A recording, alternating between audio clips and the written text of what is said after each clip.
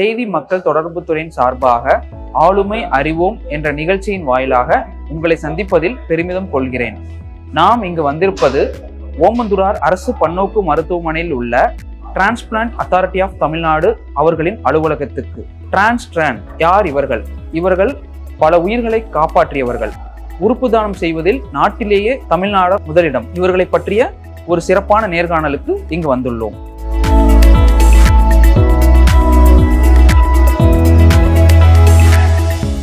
செய்தி மக்கள் தொடர்பு துறையின் சார்பாக ஆளுமை அறிவோம் என்ற நிகழ்ச்சியின் வாயிலாக உங்களை சந்திப்பதில் பெருமிதம் கொள்கிறேன். என்னுடைய பேர் அரவிந்த். நான் செய்தி மக்கள் தொடர்பு துறையிலிருந்து வந்திருக்கேன் சார். எப்படி சார் தமிழ்நாடு உறுப்பு மாற்று ஆணையம் செயல்படுது? வணக்கம், நான் டாக்டர் கோபாலகிருஷ்ணன், தமிழ்நாடு உறுப்பு மாற்று ஆணையத்தின் உறுப்பினர் செயலர். மிக்க மகிழ்ச்சி நீங்கள் இந்த பேட்டி எடுக்க வந்தது.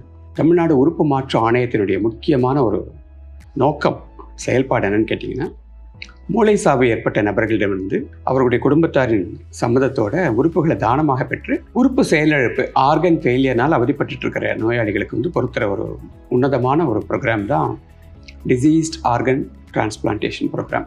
மூளை சாவு ஏற்பட்ட நபர்களிடமிருந்து தானமாக உறுப்புகளை பெற்று மாற்று உறுப்பு சிகிச்சை, அறுவை சிகிச்சை செய்து அவர்களை மறுவாழ்வு அளிக்கிற ஒரு ப்ரோக்ராம்.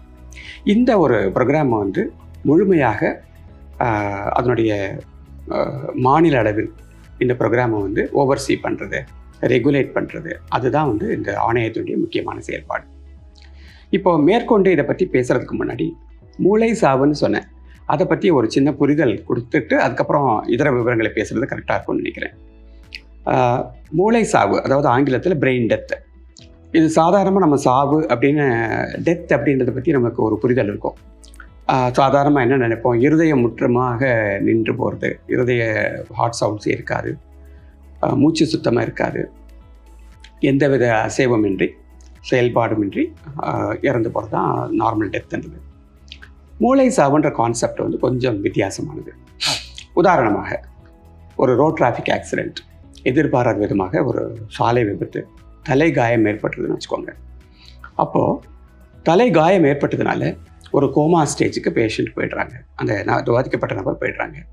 ஆனால் இருதயம் இன்னும் துடிச்சிட்ருக்கன்னு அந்த நேரத்தில் உடனடியாக மருத்துவமனையில் அவர் அனுமதிச்சு செயற்கை சுவாசம், மெக்கானிக்கல் வென்டிலேட்டர் வச்சு இந்த ஹார்ட் பம்பிங்க்கும் பிளட் ப்ரெஷர் மெயின்டெனன்ஸு, நாடி துடிப்பு, செயற்கை சுவாசம், இதெல்லாம் மருந்துகள் மூலியமாகவும் ஒரு தீவிர கண்காணிப்பில் வச்சுருந்து வைக்க முடியும். அந்த தருவாயில் மூளை முழுவதுமாக செயலிழந்து விட்டது அப்படின்றத உறுதிப்படுத்திக்கிறதுக்கு சில டெஸ்ட்டுகள் இருக்குது. ஆப்னியா டெஸ்ட்ன்றது முக்கியமான டெஸ்ட். அதுதான் சட்ட ரீதியாக அனுமதிக்கப்பட்ட மிக தேவையான ஒரு டெஸ்ட். அது பண்ணின பிறகு தான் மூளை சாவு ஏற்பட்டு விட்டது அப்படின்னு திரும்ப ஐம் ரிப்பீட்டிங். இருதயம் இன்னும் துடிச்சிட்ருக்கு, சுவாசம் செயற்கை முறையில் போயிட்டுருக்கு, ஆனால் மூளை முழுவதுமாக நிரந்தரமாக செயலிழந்து விட்டது அப்படின்னு ஒரு சுச்சுவேஷன் தான் பிரெயின் டெத். இது பிரெயின் டெத் ஒரு நபருக்கு ஏற்பட்டு விட்டது அப்படின்றத எப்படி சர்டிஃபை பண்ணணும், என்ன டெஸ்ட் பண்ணணும் அப்படின்றதுல ரொம்ப விதிமுறைகள், சட்ட விதிமுறைகள் இருக்குது. இதில் எந்த விதமான ஒரு தவறுகளெல்லாம் நடந்துபடக்கூடாதுன்றதுக்காக ஆப்னியா டெஸ்ட்டை கூட 4 பேர் சைன் பண்ணணும், 4 டாக்டர்கள், மருத்துவர்கள் சைன் பண்ணணும். அதுவும் 2 முறை சைன் பண்ணணும், 6 மணி நேர இடைவெளியில் பண்ணணும். பண்ணின பிறகு அந்த தருவாயில் அந்த அவர்களுடைய உறவினர்கள்ட்ட அந்த நியூஸை சொல்லி, இந்த மாதிரி மூளை செயலிழந்து போயிடுச்சு, நாங்கள் செயற்கை முறையில் சுவாசத்தை மெயின்டைன் பண்ணிகிட்ருக்கோம், இப்போ இவருடைய உறுப்புகளை நீங்கள் தானமாக கொடுத்தீங்கன்னா எத்தனையோ பேருக்கு நன்மை விளையும் அப்படின்னு நம்ம எடுத்து சொல்லணும். அதை பண்ணுறது கிரீஃப் கவுன்சிலர் அப்படின்னு சொல்லிட்டு ஒரு இருப்பாங்க. மருத்துவர்களும் அந்த கிரீஃப் கவுன்சிலரோட சேர்ந்துட்டு பண்ணுவாங்க. இப்போ அந்த குடும்பத்தார் அதுக்கு சம்மதம் தெரிவித்தாங்கன்னா உடனே தகவல் இந்த உறுப்பு மாற்று ஆணையத்துக்கு வரும். தமிழ்நாட்டில் பல மருத்துவமனைகளுக்கு இதற்கான லைசன்ஸ் கொடுத்துருக்கு. எங்கே இந்த மாதிரி மூளை சாவு ஏற்பட்டு விட்டதாக அறிகுறிகள் தெரிந்தாலும் உடனே அவங்க நமக்கு தகவல் கொடுத்துருவாங்க. அதுக்கு விடியல் ஆப் அப்படின்னு சொல்லிட்டு ஒரு ஆப் இருக்குது. அதில் உடனே அதில் அவங்க டீட்டெயில்ஸ் எடுத்துருவாங்க. உறுப்பு மாற்று ஆணையம் என்ன பண்ணுவோன்னு கேட்டிங்கன்னா, ஒவ்வொரு உறுப்புக்கும் வெயிட்டிங் லிஸ்ட், ப்ரையாரிட்டி எந்த பேசிஸில் அப்படின்னு கேட்டிங்கன்னா டேட் ஆஃப் ரிஜிஸ்ட்ரேஷனை வச்சு ப்ரையாரிட்டி இருக்குது. அதில் சில ரொம்ப அதீதமான உதாரணத்துக்கு லிவர் அப்படின்னு கேட்டிங்கன்னா ரொம்ப ஆபத்தான கட்டத்தில் இருக்கும்போது மட்டும் ஒரு சூப்பரா அர்ஜென்ட் லிஸ்டிங்லாம் இருக்குது. பட் பொதுவாக டேட் ஆஃப் ரிஜிஸ்ட்ரேஷன் வச்சு தான் சீனியாரிட்டி இருக்கும். ஸோ அந்த வெயிட்டிங் லிஸ்ட்டு அதுலேயே வந்து கவர்மெண்ட் ஹாஸ்பிட்டலுக்கு தனியாக ஒரு வெயிட்டிங் லிஸ்ட் இருக்கும். அதுக்கப்புறம் வந்து பொதுவாக வெயிட்டிங் லிஸ்ட்லாம் இருக்கும். ஹாஸ்பிட்டல் வாரியாக இருக்கும். அப்புறம் ஜோன் வாரியாக 3 ஜோன்களாக பிரிச்சிருக்கு. ஸோ இதெல்லாம் மெயின்டைன் பண்ணதெல்லாம் அந்த உறுப்பு மாற்று ஆணையத்தின் முக்கியமான வேலை. அந்த தகவல் உடனே வந்த பிறகு அந்த ஆப்பே வந்து ஆட்டோமேட்டிக்காக வந்து உங்களுக்கு வெயிட் லிஸ்ட் பேஷண்ட்ஸை வந்து இன்ஃபார்ம் பண்ணும். அது உடனே அந்தந்த மருத்துவமனைகளை அலர்ட் பண்ணும். அங்கே எந்த நோயாளிகள் வந்து உறுப்புக்காக காத்துட்ருக்காங்களோ அவங்களுக்கு அலர்ட் போய் அந்த டீம்ஸ் வந்து இந்த எந்த மருத்துவமனையில் மூளைசாவு ஏற்பட்டதோ அங்கே வந்து ஒரு அறுவை சிகிச்சை மாதிரி பண்ணி ஒவ்வொரு உறுப்பாக எடுத்துகிட்டு அந்தந்த மருத்துவமனையில் கொண்டு போய் அவங்க பொருத்துவாங்க. என்னென்ன உறுப்புகள் இப்படி தானமாக பெறலாம் அப்படின்னு கேட்டிங்கன்னா, இருதயம், 2 நுரையீரல்கள், 2 சிறுநீரகங்கள் கிட்னி, லிவர் கல்லீரல், கணையம் பேங்க்ரியாஸ், ஸ்மால் இன்டெஸ்டின் சிறுகுடல், அப்புறம் தோல், சருமம், போன் எலும்புகள், அப்புறம் கார்னியா. கார்னியா வந்து மூளைசாவு ஏற்பட தான் கொடுக்கணும், இல்லை நார்மலாக டெத் ஆகிடுச்சுன்னா கூட அவர் இப்போ கொடுத்துடலாம். கருவிழி படலம். ஸோ இப்படி பலவித உறுப்புகளை வந்து தானமாக கொடுக்கலாம். இது எல்லாமே வந்து அந்த டிரான்ஸ்பிளான்ட் கோஆர்டினேட்டர்ஸ் ஆர் கிரீஃப் கவுன்சிலர்ஸ்ன்னு இருப்பாங்க.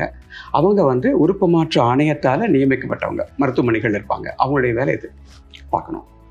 இதில் ஒரு முக்கியத்துவம் என்னென்னு கேட்டிங்கன்னா, இந்த மூளை சாவுன்றது வந்து பெரும்பாலும் நல்ல ஒரு middle age or prime part of their life இளைஞர்கள் அவங்களுக்கு வருது. இப்போ கூட வந்து காமன் காசு என்னென்னு கேட்டிங்கன்னா, ரொம்ப முக்கியமான காரணம், பொதுவான காரணம் என்னென்னு கேட்டிங்கன்னா சாலை விபத்துகள். ஸோ திடீர்னு நல்லா இருந்த ஒரு மனிதர் வந்து திடீர்னு ஒரு இறந்து போகிறதுன்றது வந்து அந்த குடும்பத்துக்கு வந்து மிக துக்ககரமான ஒரு நிகழ்வு. துக்கத்தை காட்டிலும் அதிர்ச்சி இருக்கும், ஒரு ஷாக்கில் இருப்பாங்க. அந்த தருணத்தில் மூளை சாவு அப்படின்ற ஒரு கான்செப்டை சொல்லி நீங்கள் உறுப்புகளை தானமாக கொடுக்கணும் அப்படின்றதையும் சொல்கிறது வந்து மிகப்பெரிய சவால். அந்த கிரீஃப் கவுன்சிலிங்கிறது மிகப்பெரிய சவால். ஆனால் இன்றைக்கு தமிழக அளவில் வந்து பொதுவாக இதை பற்றிய ஒரு புரிதல் பொதுமக்கள்கிட்ட வந்து ஓரளவுக்கு நல்லாவே ரீச் ஆகிருக்கு. பெரும்பாலான குடும்பத்தார் வந்து மனமும் வந்து கொடுக்க முன் வர்றாங்க. என்ன அவங்க கொடுத்த பிறகு அவங்க என்ன ஒரு நிகழ்ச்சியாக சொல்கிற விஷயம்னு கேட்டிங்கன்னா, எங்கள் குடும்பத்துக்கு வந்து மிகப்பெரிய துக்கம். ஆனால் இந்த மாதிரி ஒரு சோகமான ஒரு தருணத்தில் கூட எங்களுடைய குடும்ப நபர், எங்களுக்கு உயிருக்கு உயிரான குடும்ப நபரின் மூலமாக, அவருடைய உறுப்புகள் மூலமாக ஒரு 8 பேருக்கு 7 பேருக்கு 8 பேருக்கு வந்து ஒரு புனர்வாழ்வு மறுவாழ்வு கிடைக்குது. அவங்களுடைய வாழ்க்கையின் மூலமாக எங்களுடைய குடும்ப உறுப்பினர் வந்து இன்னும் வாழறதாக தான் நாங்கள் மனதளவில் நினைக்கிறோம். ஒரு பெருமிதமாக தான் இருக்குது அப்படின்ற அளவு தான் நிறைய பேர் வந்து ஒரு சின்ன அவங்களுக்கு ஒரு ஆறுதல் கிடைக்குது அப்படின்றது தான் நிஜம். ஸோ இந்த த டிசீஸ்ட் ஆர்கன் டிரான்ஸ்பிளான்ட் ப்ரோக்ராமினுடைய அனைத்து பரிமாணங்களையும் முழுமையாக ஒரு கவனித்து ஒரு சீராக செயல்படுற மாதிரி அதை மொத்தமாக நிர்வாகம் பண்ணுறது தான் இந்த தமிழ்நாடு உறுப்பு மாற்று ஆணையத்தின் செயல்பாடு. உண்மையிலே உங்கள் செயல்பாடு வந்து பெருமைக்குரியதாக இருக்குது சார். இப்போ நான் வந்து கேள்விப்பட்டேன் சார், மத்திய அரசு மற்றும் பல்வேறு ஆர்கனைசேஷனோட விருதுகளை வந்து டிரான்ஸ்பிளான்ட் அத்தாரிட்டி ஆஃப் தமிழ்நாடு வந்து வாங்கியிருக்குன்னு கேள்விப்பட்டிருக்கேன்.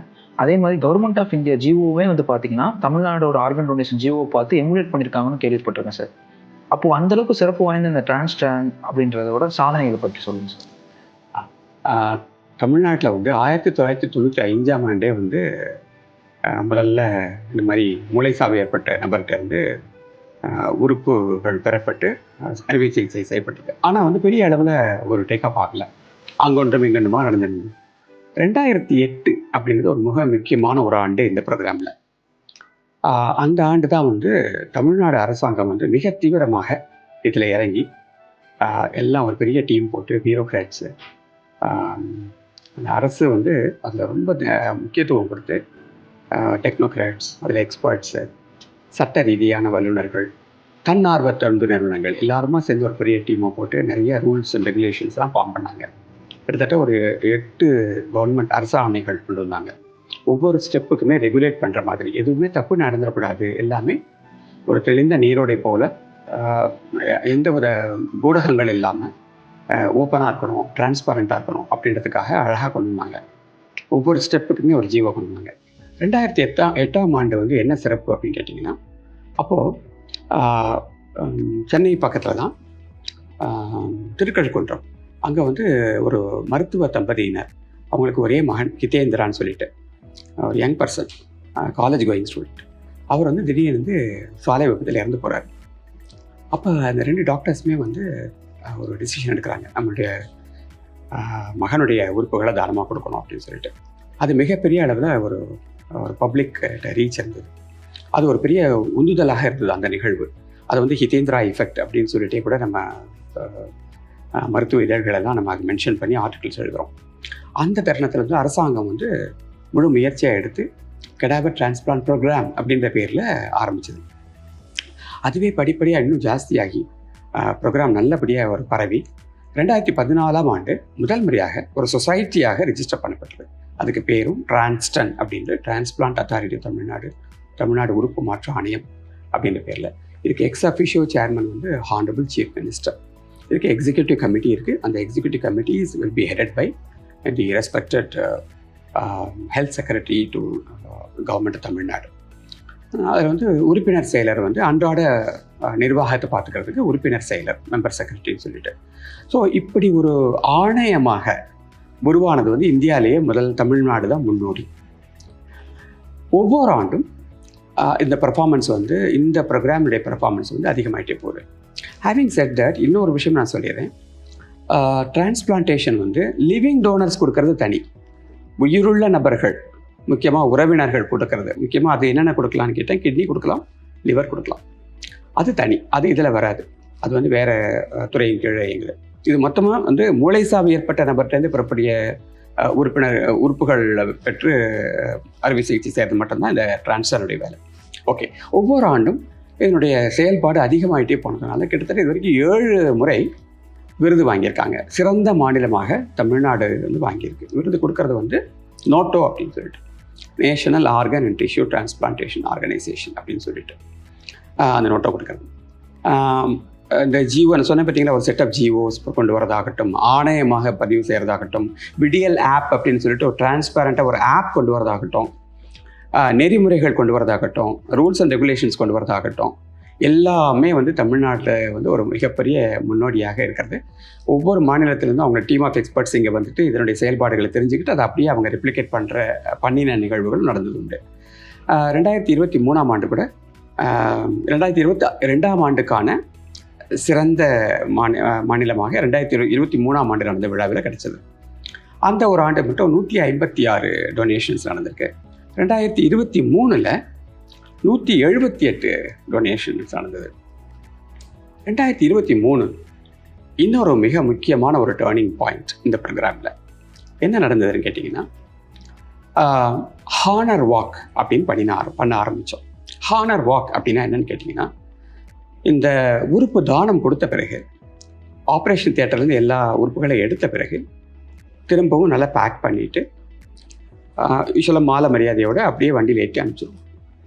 நாங்கள் என்ன பண்ணினோம், இந்த முறை ஹானர் வாக்குனது சென்னை மருத்துவக் கல்லூரி ராஜீவ்காந்தி அரசு பொது மருத்துவமனையில் முதல் முறையாக ஹானர் வாக்கு நடந்தது. எப்படின்னு கேட்டிங்கன்னா, அந்த கொடையாளர் இறந்து போன அவருடைய மார்டல் ரிமைன்ஸை வந்து ஒரு மோட்டாரைஸ்டு வெஹிக்கிளில் வச்சு ஒரு 150-200 பேர் எல்லாம் மருத்துவ மாணவர்கள், மருத்துவர்கள், செவிலியர்கள், அங்கே இருக்கிற பொதுமக்கள் எல்லாருமா சேர்ந்து 2 புறமாக நின்று அவங்களுக்கு மார்ச் வரைக்கும் போகிற வரைக்கும் ஒரு வாக் பண்ணி அப்படி ஒரு மரியாதை பண்ணோம்.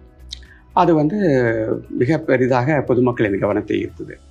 அதை விட மிக முக்கியமாக தமிழக அரசு வந்து உடனே பண்ணின ஒரு டேர்னிங் பாயிண்ட் என்னன்னு கேட்டிங்கன்னா, இது ஹானர் வாக்குனது வந்து வெறும் மருத்துவமனையில் அவங்க அடுத்து மார்ச் வரைக்கும் போகிறதோ, மார்ச் வரையிலேருந்து வீட்டுக்கு போகிறதுக்காக ஆம்புலன்ஸில் ஏறுற வரைக்கும் கொடுக்கறது. அதையும் தாண்டி அரசு வந்து இன்னும் ஒரு முக்கியமான விதத்தில் இதை கௌரவப்படுத்தணும் அப்படின்னு சொல்லிட்டு இந்தியாவிலேயே முதல் முறையாக ஒரு அரசு ஆணை வெளியிட்டாங்க. மாண்புமிகு முதலமைச்சர் வந்து, தமிழக முதல்வர் வந்து செப்டம்பர் 23ஆம் தேதி ஒரு மிக முக்கியமான ஒரு அறிவிப்பை வெளியிட்டாங்க. என்ன பண்ணினாங்கன்னா, அந்த அறிவிப்பின் பிரகாரம் அந்த ஜிஓ வெளியிடப்பட்டது. அந்த ஜிஓ பிரகாரம் இப்படி உறுப்பு கொடை கொடுத்த மூளைசாவு ஏற்பட்ட நபருக்கு தமிழக அரசின் சார்பாக அவங்க வீட்டுக்கே போய் டிஸ்ட்ரிக்ட் கலெக்டர் வந்து மரியாதை செய்வாங்க அப்படின்னு சொல்லிட்டு, ஃபர்ஸ்ட் ஆஃப் இட்ஸ் கைண்ட் இந்த என்டையர் கண்ட்ரி. அது ஒரு மிகப்பெரிய ஒரு திருப்புமுனையாகவே அமைந்ததுன்னு சொல்லலாம். இப்போ நான் என்ன சொன்னேன், 2023 2002 ஒரு வருஷத்துக்கு 156 டொனேஷன்ஸ் நடந்தது. 2023 178 ஆச்சு. 2023 செப்டம்பருக்கு அப்புறம் தான் இந்த நிகழ்வு. 2024 இப்போ 6 மாதம் தான் இருக்குது. நேற்று நடந்தது 140, ஆல்ரெடி 140 ஆயிடுச்சு. 6 மாதத்துலேயே 140 டொனேஷன்ஸ். அது மட்டும் இல்லாமல் பல பேரும் எனக்கு எதிர்பாராத விதமாக மூளை சாவு ஏற்படும் தருணத்தில் என்னுடைய உறுப்புகளை நான் தானமாக கொடுக்க தயார் அப்படின்னு சொல்லிட்டு பிளட்ஜ், அந்த உறுதிமொழியும் நிறைய பேர் பதிய ஆரம்பித்தாங்க இந்த முதல்வரின் அறிவிப்புக்கு அப்புறம். ஸோ இது வந்து இதை பின்பற்றி வந்து இதர மாநிலங்களும் கிட்டத்தட்ட இதே மாதிரி ஒரு ஜிஓவும் இப்போ பண்ணிட்டு இருக்கிற மாதிரி ஒரு நிகழ்வு நடந்துட்டுருக்கு. ஆமாங்க சார், நீங்கள் சொன்னது உண்மைதான். இப்போ தமிழ்நாடை ஃபாலோ பண்ணி ஒடிசா கவர்மெண்ட்டும் இதே ஒரு ஜிஓ வந்து போட்டிருக்காங்க சார். இதனால பல உயிர்கள் காக்கப்பட்டிருக்கு சார். இப்போ தமிழ்நாடு உறுப்பு மாற்று ஆணையம் கடைநிலைகளை எப்படி வந்து விழிப்புணர்வு ஏற்படுத்துகிறது சார் இந்த ஆர்கன் டொனேஷன் சம்பந்தமாக? மிக முக்கியமான கேள்வி. அது போகிறதுக்கு முன்னாடி இன்னும் சில சிறப்பு அம்சங்கள் தமிழ்நாடு வந்து எப்படி இதர மாநிலங்கள்லேருந்து மாறுபட்டு நிற்குது அப்படின்னு. இந்த ஒரு ப்ரோக்ராம் வந்து ஒரு மாநிலத்தின் தலைநகரில் மட்டுமே நடக்கிற மாதிரியோ, தலைநகரில் இருக்கிற முக்கியமான மருத்துவமனையில் மட்டுமே நடக்கிற மாதிரி இருந்தால் பெரிய ரீச் வராது. ஸோ உறுப்பு மாற்று ஆணையம் அரசாங்கத்தின் நோக்கத்தின் பிரகாரம் நாங்கள் என்ன நினைக்கிறோன்னு கேட்டிங்கன்னா, இந்த ப்ரோக்ராமை வந்து the length and breadth of Tamil Nadu முழுமையாக கொண்டு போகணும். ஸோ சென்னையில் எப்படி நடக்குதோ கன்னியாகுமரியில் நடக்கணும். அப்போ தான் வந்து இது போய் ரீச் ஆகுன்றதுனால மாண்புமிகு மக்கள் நல்வாழ்வுத்துறை அமைச்சர் வந்து என்ன பண்ணுங்கன்னு கேட்டிங்கன்னா, 13 அரசு மருத்துவக் கல்லூரி மருத்துவமனைகளில் வந்து ஒரு கிட்னி டிரான்ஸ்பிளான்ட்டோ, அதையும் தாண்டி சில மருத்துவமனைகளில் லிவர் டிரான்ஸ்பிளான்ட்டு, ஹார்ட் டிரான்ஸ்பிளான்ட் சில மருத்துவமனைகள் இருக்குது. டிரான்ஸ்பிளான்ட் பண்ணுறதுக்கான வசதிகள் இருக்குது, அந்த அறுவை சிகிச்சை செய்கிறதுக்கு.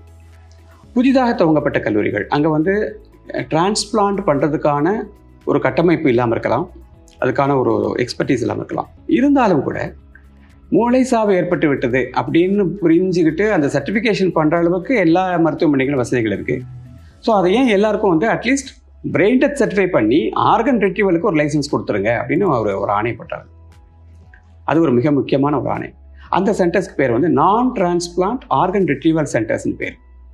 தமிழ்நாட்டில் அப்படிப்பட்டுமே 28 மருத்துவமனைகள் இருக்குது. ஸோ 13 மருத்துவமனைகளில் ஏற்கனவே டிரான்ஸ்பிளான்ட் நடந்துட்டுருக்கு. ஸோ மொத்தம் 41 கவர்மெண்ட் மெடிக்கல் இன்ஸ்டிடியூஷன்ஸில் சம்மவாரதர் இந்த ப்ரோக்ராமில் இன்வால்வ் ஆனது. எந்த மாநிலத்திலுமே இவ்வளோ அதிகபட்சத்தில். அதை தவிர்த்து தனியாரில் வந்து 100க்கும் மேற்பட்ட மருத்துவமனைகள் வந்து லைசன்ஸ் வாங்கியிருக்காங்க ஆர்கன். ஸோ இது பரவலாக விரிஞ்சிருக்கு. இன்றைக்கி வந்து எல்லா மாவட்டங்கள்லேருந்து இப்போ நாமக்கல் கல்லூரி மருத்துவக் கல்லூரியெலாம் தொடங்கப்பட்டு சில வருடங்கள் தான் ஆகுது. அங்கேயே 2 டொனேஷன்ஸ் இருக்குது. திருப்பூர், தேனி, தருமபுரி, கிருஷ்ணகிரி, திருவாரூர். ஸோ இப்படி எல்லா இடத்துலையுமே நடக்கிறது. இன்னொரு சிறப்பம்சம், இந்த ப்ரோக்ராம் வந்து பரவலாக போயிட்டுருக்கு. சென்னையை தாண்டி இங்கே இருக்கிற ஓல்டு மெடிக்கல் காலேஜஸ் தாண்டி போயிட்டுருக்கிற மாதிரி. ஆனால் இன்னமும் வந்து சென்னை மருத்துவக் கல்லூரி தான் டாப்பிங் த லிஸ்ட். இந்த வருஷம் மட்டுமே 21 டோனர்ஸ் வந்து ஒரு கேலண்டரில் ஆல்ரெடி 6 மாதங்கள்லேயே பண்ணிட்டாங்க. அந்த சென்னை மருத்துவக் கல்லூரியில் வந்து இதர மருத்துவக் கல்லூரியிலிருந்து அந்த வல்லுநர்களை வந்து ஒரு 3 நாள் ஒரு பயிலரங்கம் மாதிரி ஒரு ரீஓரியன்டேஷன் ப்ரோக்ராம் மாதிரி ஒன்றும் டிரான்ஸ்டனும் சென்னை மருத்துவக் கல்லூரி இணைந்து நடத்துகிறாங்க. அந்த ஓரியன்டேஷன் ப்ரோக்ராமில் அவங்களுக்கு இருக்கிற சந்தேகங்கள், இந்த பிரெயின் டெத் சர்டிஃபிகேஷன் பண்ணுறதை பற்றி அவங்களுக்கு இருக்கிற ஐயங்கள் அது எல்லாத்தையுமே வந்து விளக்குற மாதிரி ஒரு இன்ட்ராக்டிவ் செஷன் வச்சுட்டு, அதுவும் இன்னொரு முக்கியமான காரணம் இந்த ப்ரோக்ராம் இன்னும் அடுத்த லெவலுக்கு போகிறதுக்கு. அதுவும் ஒரு முக்கியமான காரணம் நான் சொல்கிறேன் சார். அப்போது இதனால் பல உயிர்கள் வந்து காக்கப்பட்டுள்ளது. கண்டிப்பாக. ஸோ வந்து இது எம்பத்தட்டிக் கவர்னன்ஸ் மாடல்னு பெருமையோடு சொல்லலாமா? கண்டிப்பாக சொல்லலாம். அதாவது இது என்ன அப்படி சொல்கிறதுன்னு கேட்டிங்கன்னா, இது வந்து ஆக்சுவலாக வந்து ஒரு சோகமான ஒரு ப்ரோக்ராம். இதில் வந்து ரொம்ப சந்தோஷப்படுறதுக்குன்னு ஒன்றும் கிடையாது. ஏன்னா வந்து ஒரு இள வயது நபர் திடீரென்று இறந்து போகிறாங்க. அந்த குடும்பத்துக்கு வந்து ஒரு மீளா துயரில் ஆழ்த்துற மாதிரி ஒரு நிகழ்வு. ஆனால் இதில் என்ன ஒரு சின்ன ஒரு கிளிம்மர் ஆஃப் சாட்டிஸ்ஃபேக்ஷன் அப்படின்னு கேட்டிங்கன்னா, அந்த ஒரு சோகமான தருணத்தில் கூட அந்த சோகத்தையே ஒரு சின்ன பெருமிதம் கொள்ளக்கூடிய ஒரு நிகழ்வாக மாற்றுகின்ற ஒரு உத்தமமான ஒரு ப்ரோக்ராம் இது. சாவு அப்படின்றது ஒரு நெகட்டிவ், டெத்ன்றது ஒரு நெகட்டிவ். அந்த டெத் என்ற ஒரு நெகட்டிவ்ல இருந்தே எத்தனையோ நபர்களுக்கு புனர்வாழ்வு என்ற ஒரு பாசிட்டிவ் எமர்ஜ் ஆகக்கூடிய ஒரு அழகான ப்ரோக்ராம். இதை வந்து இது சாதாரண ஒரு மெடிக்கல் ப்ரோக்ராமாக எங்களால் பார்க்க முடியல. அதையும் தாண்டி மிகவும் புனிதமானது. அந்த புனிதமான ப்ரோக்ராமில் வந்து அந்த அந்த புனிதத்துவத்தையும் அதனுடைய தேவையையும் புரிஞ்சுக்கிட்டு எத்தனையோ நபர்கள், நீங்கள் சொன்னால் நம்ப மாட்டீங்க, இதை பற்றி நம்ம நினைப்போம் ரொம்ப எஜுகேட்டட் பர்சன்ஸ் தான் இதை பற்றி ஒரு புரிதல் இருக்கும்னு. கிடையவே கிடையாது. எஜுகேஷனுக்கு இதுக்கு சம்மந்தம் கிடையாது. சொல்லலாம் எத்தனையோ கிராமத்தில் கடைக்கோடியில் இருக்கிற நபர்கள் கூட இதை பற்றி கேள்விப்பட்டு அவங்க அழுதுகிட்டே சொல்லுவாங்க, என் மகன் போனாலும் பரவாயில்ல, போயிட்டான், இனிமேல் பண்ண முடியாது, அவன் உறுப்புகள் மூலமாக அவன் வாழட்டும், வேறு இன்னொரு நபருக்கு நல்லது நடக்கட்டும் அப்படின்னு எத்தனையோ பேர் வந்து முன் வந்து சொல்கிறத பார்த்தா மிகப்பெரிய ஒரு ஆச்சரியமாக இருக்கும். ஆனால் நீங்கள் கேட்ட கேள்வி வந்து இன்னும் மிக முக்கியமானது. இன்னமும் இது பொதுமக்களை போய் சேரணும். முன்னாடி இருந்ததை காட்டிலும் அதிகமாக ஒரு ரீச் ஆகிருக்கு. பட் அதுவும் பத்தாது. இன்னமும் வந்து அத்தனை நபர்களுக்குமே இதை பற்றி ஒரு புரிதல் வேண்டும். அதை நோக்கிய பயணத்தை தான் அந்த டிரான்ஸ்டன் முன்னெடுத்து செல்கின்றது. இந்த ஆண்டு பண்ணுறதுக்காக நிறைய நாங்கள் அஜெண்டா வச்சுருக்கோம். பள்ளிகளுக்கே சென்று அந்த இளம் பருவத்திலேயே வந்து இதை பற்றி ஒரு புரிதலை உண்டாக்குறது, கல்லூரிகள்கிட்ட பேசுகிறது, தன்னார்வ தொண்டு நிறுவனங்களோடு சேர்ந்துக்கிட்டு கிராம பகுதிகளுக்கு இதை பற்றி பேசுகிறது, அது ஒரு புறம். அப்புறம் பல துறை மருத்துவர்களுக்கும் அதை பற்றி ஒரு சென்சிட்டைசேஷன் கொடுக்கறது, அவங்களுக்கு இந்த பிரெயின் டெத் சர்டிஃபிகேஷனில் அவங்களுக்கு இருக்கக்கூடிய ஐயங்களை தீர்க்கிறதுக்காக ஒரு ட்ரைனிங் ப்ரோக்ராம் அது நடத்துகிறது. எல்லா மருத்துவமனைகளிலும் மாற்று உறுப்பு அறுவை சிகிச்சைக்கான கட்டமைப்பை மேம்படுத்துவது. ஸோ இப்படி பலதரப்பட்ட விஷயங்களையும் டிரான்ஸ்டன் முன்னெடுத்து செல்வதாக பிளான் பண்ணியிருக்கோம். சார், இப்போ இது வரைக்கும் நீங்கள் பேசுனதை வச்சு நான் புரிஞ்சுக்கிட்டதை வச்சு சொல்கிறேன். அப்போது இந்த உறுப்பு தானம் செய்கிறது வந்து இந்த ஏழைங்களுக்கு தனியாக, பணக்காரங்களுக்கு தனியாக அப்படின்னு எந்த ஒரு பாரபட்சமும் இல்லாமல் ஒரு ஸ்ட்ரீம்லைன்டு ப்ராசஸ் சார். கண்டிப்பாக. இப்போது தமிழ்நாட்டில் வந்து முதலமைச்சரின் விரிவான மருத்துவ காப்பீட்டு திட்டத்தில் கிட்னி டிரான்ஸ்பிளான்ட், அதாவது சிறுநீரக மாற்று அறுவை சிகிச்சை, liver transplant, heart transplant, lung transplant எல்லாமே அடங்கியிருக்கு. அதனால் ஒரு ஏழையான ஒரு குடும்ப பேக்ரவுண்ட்லேருந்து வர நபருக்கு கூட அந்த இன்சூரன்ஸ் ஸ்கீம் மூலமாக முழுவதுமாக இலவசமாகவே இந்த அறுவை சிகிச்சை கண்டிப்பாக நடத்த முடியும். அதையும் தாண்டி அரசாங்கம் என்ன பண்ணியிருக்காங்கன்னு கேட்டிங்கன்னா, ஏற்கனவே நான் சொன்னபடிக்கு 13 அரசு மருத்துவமனைகளில் தான் அந்த டிரான்ஸ்பிளான்ட் நடக்குது. சப்போஸ் அந்த ஒரு குறிப்பிட்ட நபர் வந்து ஒரு ஏழ்மை நிலையில் இருக்காங்க, ஆனால் அரசாங்க மருத்துவமனைக்கு வர முடியலை, தனியார் மருத்துவமனைக்கு பக்கத்துலேயே இருக்குது, அங்கே போகணும்னு நினைக்கிறாங்கன்னா, பல தனியார் மருத்துவமனைகளிலும் கூட இந்த முதலமைச்சரின் விரிவான மருத்துவ காப்பீட்டு திட்டத்தின் கீழே உறுப்பு மாற்று அறுவை சிகிச்சை இலவசமாக செய்து கொள்ளக்கூடிய வசதி இருக்குது. ஸோ அதனால் ஒரு ஏழையான ஒரு புவர் பேக்ரவுண்ட் இருக்குது, அண்டர் ப்ரிவிலேஜ் செக்ஷனில் இருக்கிறவங்க, அவங்களுக்கு வந்து டிரான்ஸ்பிளான்ட் நடக்காது அப்படின்றதே கிடையவே கிடையாது. இதில் வந்து முழுமையான ஒரு சமத்துவம் இருக்குது. அது இந்த ப்ரோக்ராமுடைய தனித்துவம், மிக முக்கியமான ஒரு தனித்துவம் அப்படின்னு சொன்னேன். எத்தனையோ நோயாளிகள் வந்து காப்பீட்டு திட்டத்தின் கீழே இலவசமாக இந்த மாற்று அறுவை சிகிச்சை செய்திருக்காங்க. அது மட்டும் இல்லாமல் இந்த மாற்று அறுவை சிகிச்சை செய்து போகிறதோட வந்து அது முடிஞ்சிடாது. அந்த உறுப்பு வந்து ரிஜெக்ட் ஆகாமல் தடுக்கிறதுக்காக வாழ்நாள் முழுவதுமே வந்து ஆன்டி ரிஜெக்ஷன் மெடிசன் சாப்பிடும்.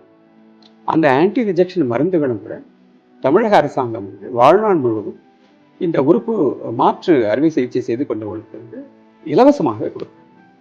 அதெல்லாம் ஒரு அடிஷ்னல் ஃபீச்சர்ஸ்.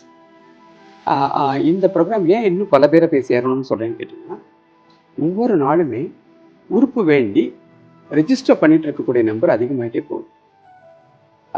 உதாரணமாக சிறுநீரகத்துக்கு மட்டுமே கிட்டத்தட்ட 6800 பேர் வந்து காத்து எவ்வளோ அறுவை சிகிச்சை நடந்துட்டு இருந்தால் கூட சிறுநீரக செயலிழப்பு, கிட்னி ஃபெயிலியர் ஆகட்டும், லிவர் ஃபெயிலியர் ஆகட்டும், ஹார்ட் ஃபெயிலியர் ஆகட்டும், இது ஜாஸ்தி ஆகிட்டே வருது. ஸோ அதனால் ஆர்கன் டிஸ்ஃபங்க்ஷன் அதிகமாக தேவை அதிகமாகிட்டு. ஸோ அதனால தான் சொல்கிறேன், இந்த ப்ரோக்ராம் வந்து அதிகமாக போகும்.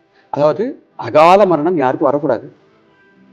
அகால மரணம் நடந்து விட்டால் அந்த உறுப்புகள் மண்ணுக்கு போகாமல் இன்னொரு உயிரை காப்பாற்றும் என்ற ஒரு உன்னதமான ஒரு நோக்கத்துக்கு பயன்படணும் அப்படின்றது தான் தமிழ்நாடு உறுப்பு மாற்று ஆணையத்தின் நோக்கம்.